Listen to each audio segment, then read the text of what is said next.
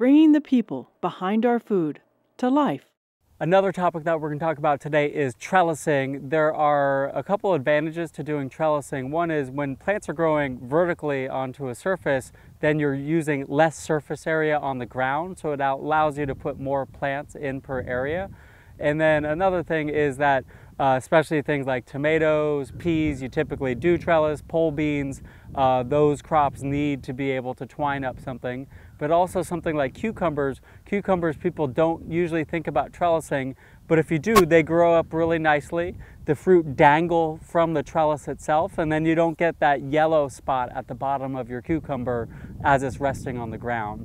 So trellising allows you to basically grow plants vertically. We have a couple different examples of tomato cages here, which are used for individual tomato plants. This one here is rusty. This is concrete reinforcing wire purchased from a hardware store. It's a larger sheet, and then I folded it up and basically used wire cutters to bend it and to snip the wire so that there's not sharp ends. And this is a nice solid cage that would support an individual tomato plant really nicely. This is a similar version that's purchased. It costs about $20, which to me seems like an awful lot for an individual tomato, but this is definitely going to last a long time. And at the end of the season, it folds up really nicely, so it would be easy to store in your storage shed. And then the typical tomato wire basket here. These guys are unfortunately a little bit on the cheap side, and they're going to last you just a couple seasons because they tend to bend, especially down here at the bottom where you are putting them into the ground. So each of these would contain individual tomato plants nicely. If you have a whole row of tomatoes, one technique that you might consider is to use T-stakes with a hog panel between them. The hog panel is a rigid wire frame that's going to provide a great trellising system for a whole row of tomatoes or a whole row of cucumber plants. Typically, people orient trellising systems going to the north and south, and that's going to cast minimal shade. The plants are all going to get equal amounts of sun.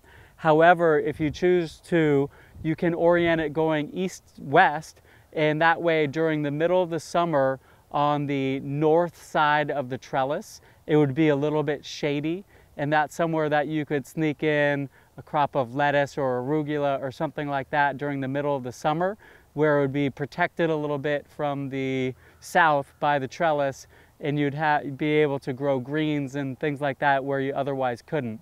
Another technique people do with that is to actually tilt the trellis going east-west a little bit backwards, and then that's going to create even more shade in back of it like that.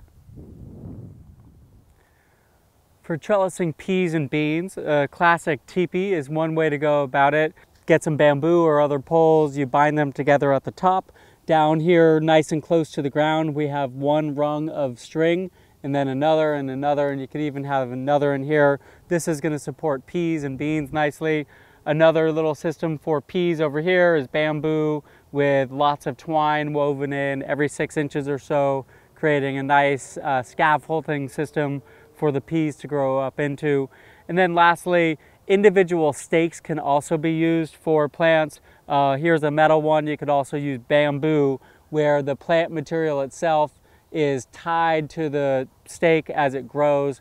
So we grow quinoa in this way, where the individual plant is bound to it to keep it from flopping later during the season.